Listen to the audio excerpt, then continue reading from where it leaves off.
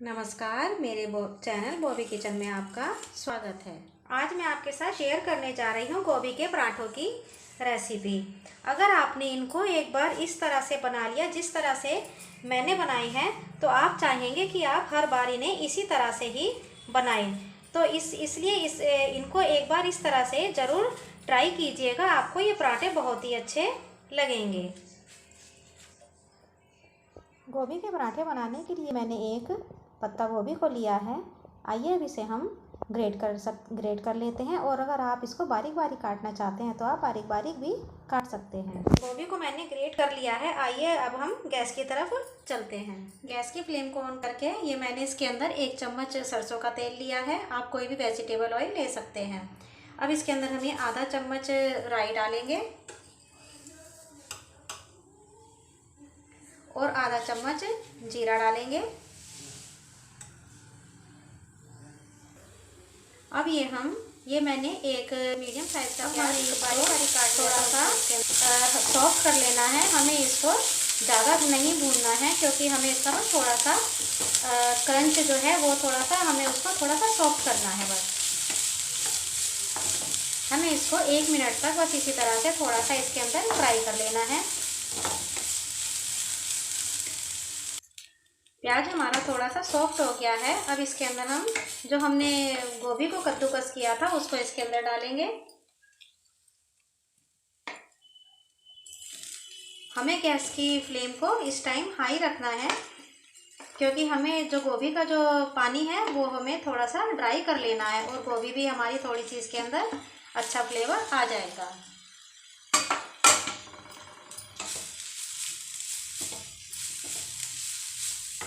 अगर आपने मेरा चैनल अभी तक सब्सक्राइब नहीं किया है तो मेरे चैनल को सब्सक्राइब कीजिए और मेरी रेसिपीज़ अगर आपको अच्छी लगती हैं तो लाइक एंड शेयर भी कीजिए। हमें इसको इसी तरह से 1-2 मिनट तक थोड़ा सा इसके अंदर हाई फ्लेम पर फ्राई कर लेना है।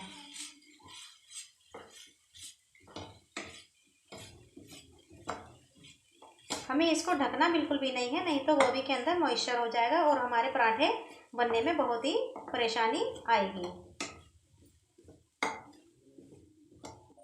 अब इसके अंदर हम ये आधा चम्मच कश्मीरी लाल मिर्च पाउडर डालेंगे। यह स्पाइसी नहीं होता। और 1 चम्मच धनिया पाउडर डालेंगे और 1/4 चम्मच हल्दी पाउडर डालेंगे और आधा चम्मच चाट मसाला डालेंगे। अब हमें सारे मसालों को 1 मिनट तक गोभी के अंदर भून लेना है। इससे हमारे मसाले थोड़े से भुन जाएंगे और इनका फ्लेवर बहुत ही अच्छा निकल के आएगा।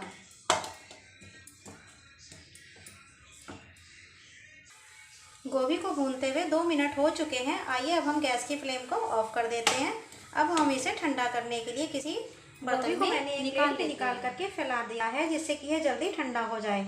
इतने ये ठंडा होता है, इतने आइए हम आटे को इसके डो को तैयार कर लेते हैं। ये मैंने 2 कटोरी गेहूं का आटा लिया है। इसके अंदर अब हम ये आधा चम्मच से थोड़ा सा कम नमक डालेंगे। हमें नमक आटे के हिसाब से डालना है, क्योंकि हमें स्टफिंग के लिए नमक स्टफिंग में अलग से मिलाना है। और ये 1/4 कप इसके अंदर हम ये बेसन मिलाएंगे। अगर आप बेसन नहीं मिलाना चाहते तो आप इसको स्किप कर सकते हैं, पर अगर आप बेसन मिला करके पराठे बनाएंगे तो पराठे बहुत ही स्वादिष्ट बनेंगे। अब हम ये 1 चम्मच तेल डालेंगे। अगर आप घी डालना चाहते हैं तो आप घी भी डाल सकते हैं। अब हम ये आधा चम्मच अजवाइन को क्रश करके डालेंगे। इससे क्या होगा कि अजवाइन का फ्लेवर जो है बहुत अच्छा निकल के आता है और पराठों में यह अच्छा भी बहुत ज़्यादा लगता है। अब हम इसका पानी मिला करके एक डो तैयार कर लेते हैं। पानी हमें थोड़ा थोड़ा ही डालना है और डो हमें हमेशा सॉफ्ट ही रखना चाहिए। अगर डो सॉफ्ट होगा तो हमारे पराठे फटेंगे नहीं, और अगर आप डो को ज़्यादा टाइट कर देंगे तो पराठे फटने का डर रहता है। अगर आप इसी तरह से पराठे बनाएंगे तो आपके पराठे बहुत ही स्वादिष्ट बनेंगे और आप हर बार इसी तरह से पराठे बनाना चाहेंगे। हमारा पराठे का सॉफ्ट सा डो तैयार हो चुका है। आइए अब हम इतने हमने पराठों का डो तैयार करा है। हमारी स्टफिंग जो है वो ठंडी हो चुकी है। आइए ठंडी हो चुकी है। आइए इसके अंदर हम स्वादानुसार नमक डालेंगे। ध्यान रहे हमें नमक हमेशा स्टफिंग के ठंडे होने के बाद ही डालना है। और ये 2 हरी मिर्च को मैंने काट लिया था, वो भी इसके अंदर मिलाएंगे। और ये मैंने थोड़ा सा धनिया पत्ता काटा था, उसको भी इसके अंदर मिलाएंगे। इससे इसका टेस्ट और फ्लेवर दोनों ही बहुत अच्छा बढ़ जाएगा। अब हम इन सबको अच्छी तरह से स्टफिंग के अंदर मिक्स कर लेते हैं।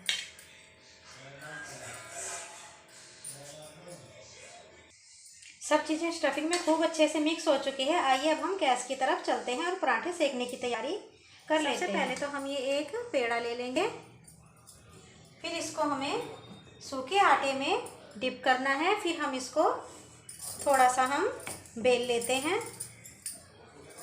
हमें हमेशा ये ध्यान रखना है कि साइडें तो थोड़ी सी पतली होनी चाहिए और बीच थोड़ा सा मोटा होना चाहिए। अगर ऐसा करेंगे तो आपका पराठा कभी भी नहीं फटेगा। अब इसके अंदर हम स्टफिंग को भर लेते हैं।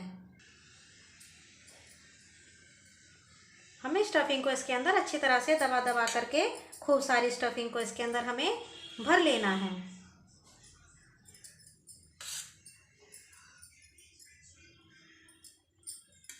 अब हमें इसकी सारी साइडों को लॉक कर देना है,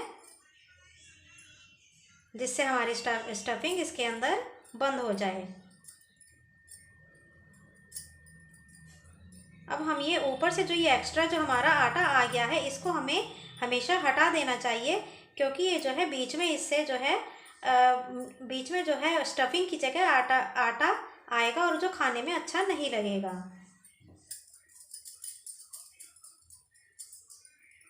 अब हम इसको आटे में डिप करके पराठे को बेल लेते हैं।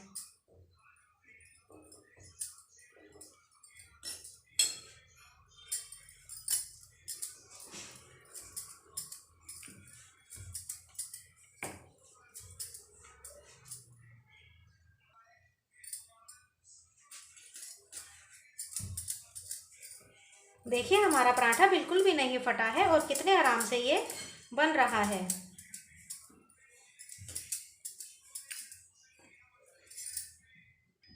हमने आटे को बेल लिया है। आइए अब हम गैस की तरफ चलते हैं। अब पराठे को हम तवे के ऊपर डालेंगे। ये मैंने नॉन स्टिक तवा लिया है, यह दूसरे तवे पर भी बहुत आराम से बन जाते हैं। देखिए यह ऊपर से ड्राई होने लगा है। अब इसको हम पलट देंगे। यह नीचे की साइड से सिक चुका है। अब इसके ऊपर हम घी लगाएंगे। पराठे ज़्यादा करके घी में ही अच्छे लगते हैं। अगर आप घी में नहीं बनाना चाहते तो आप तेल में भी बना सकते हैं।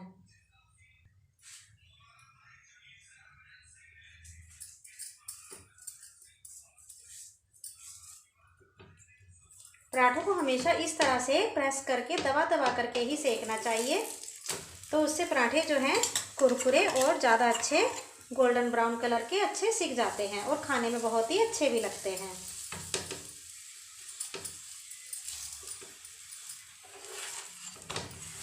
देखिए कितना अच्छा कलर आया है पराठों का और ये खाने में भी बहुत अच्छा लगेगा।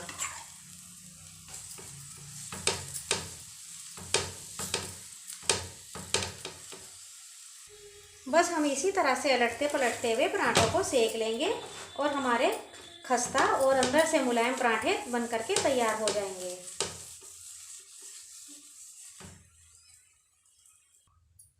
अब हमारा पराठा सिक चुका है। आइए अब इसे हम उतार लेते हैं। बस इसी तरह हम और सारे पराठे भी बना करके तैयार कर लेंगे और उनकी